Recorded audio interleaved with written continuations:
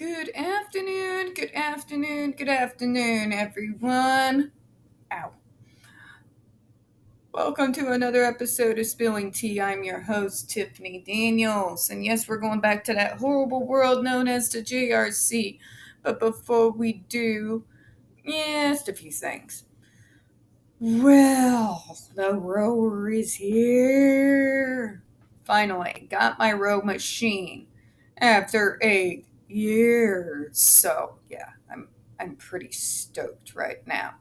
I also ran around town today after cleaning like a mad idiot. Oh my god. So, fun story. I had to go to the place that should have abandoned all hope ye who enter here in front of it. Yes, I'm talking about the mall. And the only reason why I went to the mall was I made an order online for some body soap from Bath and Body Works. And I was just going to go in there and go get it. And then I went there, and as I went there, apparently the order got canceled. So they still had the bag and the soap in it, thankfully, so it wasn't a big deal. I just got the bag and I went and paid for it. But god damn, I could have avoided a trip to the mall. God, I hate that place. You have no idea. No idea. See, everyone be like, but clothes and all that. I would prefer to go to Tanger. Or, God, I'd prefer to go to the OC Beach Strip, for God's sake. Anywhere that is not the mall. Just saying. Yeah, kiss you and you die in a fire. And then I hauled ass to Walmart to finally get a decent set of pans that someone who cooks frequently can actually appreciate. Because what was left behind by ex-roommates, folks, God, it was a feat of engineering to make sure there was no poisoning of the food because of those pans. And they were that bad. They were really that bad. So yes, I am happy that the pans are here. All right. That out of the way, back to the usual disclaimers. All right, folks, you are going to see the link right there in the description box alongside the other pertinent links to the Stop the Shots campaign, including Autistic Koya's massive archive on the subject, the templates, folks, you know the drill. Sign your name, click on your senator, and the ever-present self-explanatory change.org Shut the Judge Rotenberg Center Down petition. Now, folks, when we talk about the JRC, you're going to hear vivid descriptions of and catch clips or surveillance footage of people with disabilities being tortured and abused. If you got young children present, please use your headphones, all right? Okay, so for once, not only am I mentally just exhausted, I am also physically, utterly exhausted. And I probably will be for the next few days, right after I get the guy who's going to put my rower together in here tomorrow to get it put together.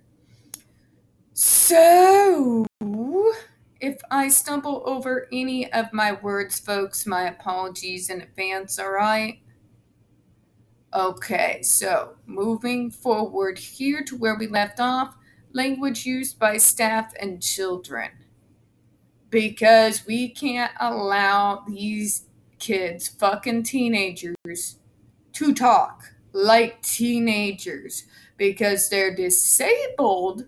Oh no, they have to talk like church mice. There's almost this thing, and I don't think society realizes that it's even doing it, where you have this idea that disabled kids are not allowed to be fucking kids. What do I mean by that?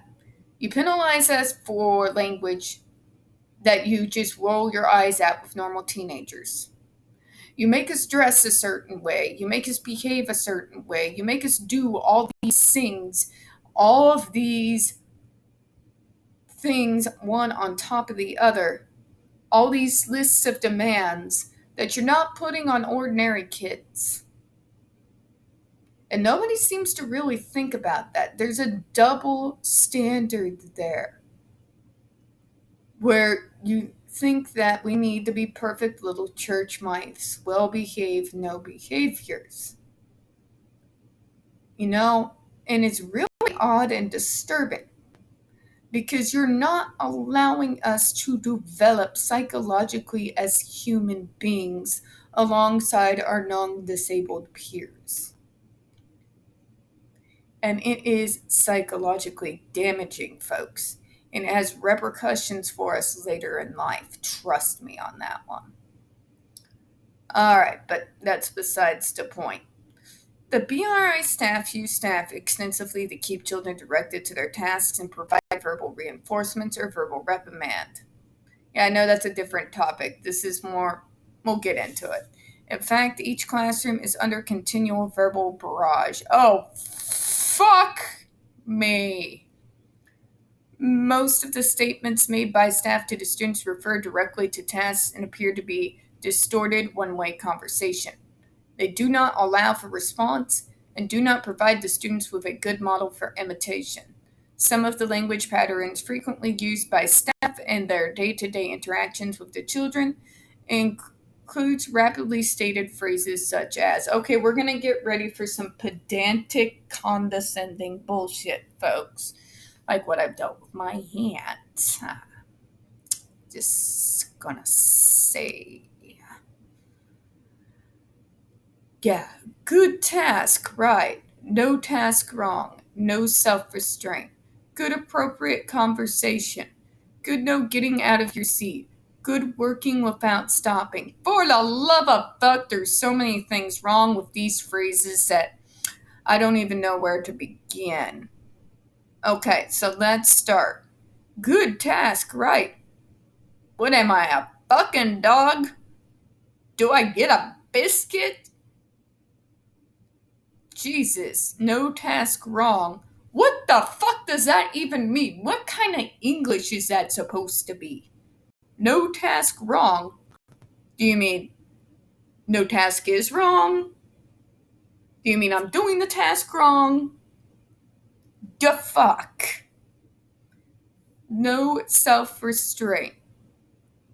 Around you, princess. Good, appropriate conversation. This is what makes absolutely no sense to me. Can somebody explain to me what the fuck is that an appropriate conversation? I'm gonna tell you. I'm gonna tell you what these people like to pin on us autistics all the time. Appropriate conversation means conversations that do not make others feel uncomfortable. I'm gonna say it again for the people in the back. Appropriate conversation is conversation that does not make other people feel uncomfortable. Now, context is everything, as we all know. And yes, folks, guess what? Autistics can learn context, time, and place. These are the things we should be teaching. But appropriate conversation is a bunch of garbage, folks. Because some of these things they say is inappropriate conversation is when they are talking about how they're feeling because they live in this fucking place. Okay? Okay? Not to mention, there's never any redirect. There's only bad, zap, smack, restrained. You get my point, right? No food for you. Oh, you don't get to sleep. You're not a person. You see where I'm going with this here? Normal people, normal program. And remember, I've worked in the field. Would take that as a situation to be like, okay, this is not the right place. And this is why. always associate it with a why, because we're logical, analytical creatures, every last one of us. Every last one of us, in spite of what autism speaks and all these other bastards trying to grab money off you every April try to tell you. We're logical, analytical creatures. We really are. Very much so. So, this is inappropriate for this time. This is why. Goes a long motherfucking way. As opposed to, you're never allowed to do this, or that. Okay? Because that's not an appropriate conversation, or good appropriate conversation. Sounds a hell of a lot more like conditioning than it does actually teaching anything. And in spite of what ABA tries to teach you, conditioning is a fucking bad thing. It's a brainwashing thing. It's shit that you would see in fucking sci-fi, okay? Good, no getting out of your seat. Oh, good God, are you gonna pat me on my head? Fucking good working without stopping. Oh, God fucking forbid a disabled fucking kid ever get a break, ever, for 5 goddamn minutes without being guilt-tripped or, in this place, punished for existing and daring to take a break. Moving on, sorry. These are repeated over and over as a treatment worker walks up and down the table attending the students. Just the repetitiveness, the constant repeating of these nonsensical sentences would set me off. There would come a point that finally I would just lose my shit. You know? The children, on the other hand, are rewarded for speaking in complete sentences when even when a phrase is more appropriate. Oh dear God. I can feel my grandma Daniels right now is rolling in her grave. For example, they respond to simple questions such, what is your name?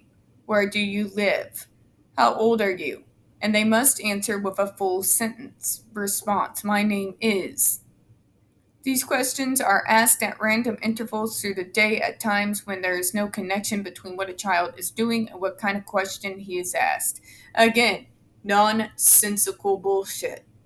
Nonsensical bullshit. Do it within the context of what the fuck you're supposed to be doing, dear.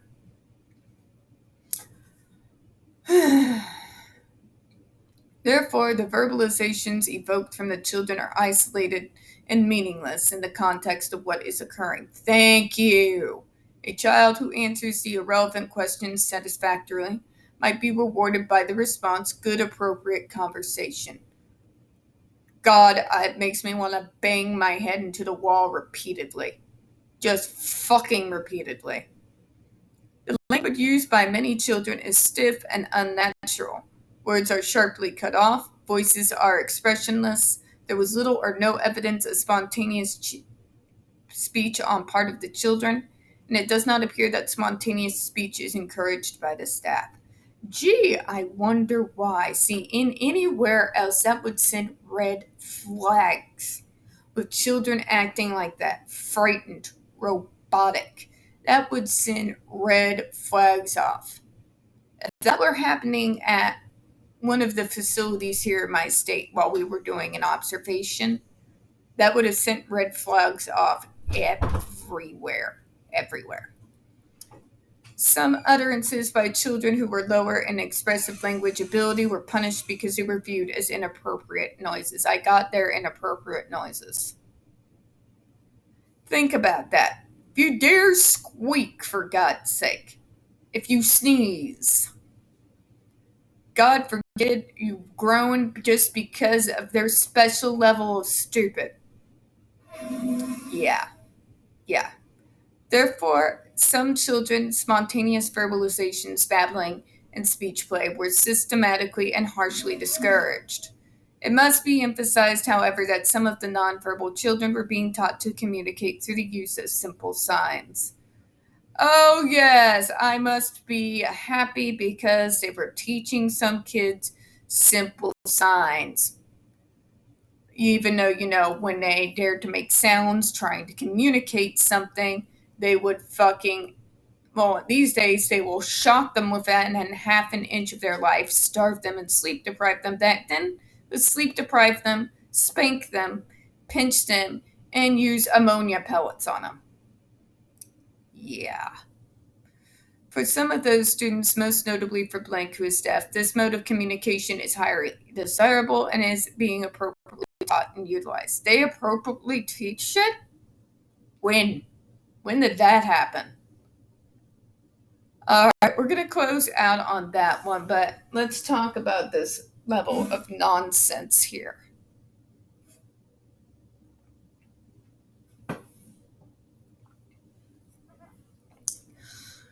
We want to teach them to be more verbal. But you're not willing to teach them within the constraints of even a social situation they would encounter in the real fucking world. When you're teaching them like the JRC is, how do you expect they would try to communicate with someone in the real world if they had a need, like a doctor, for God's sake, a caretaker if need be? Communicate with their families when they're taught this stilted bullshit.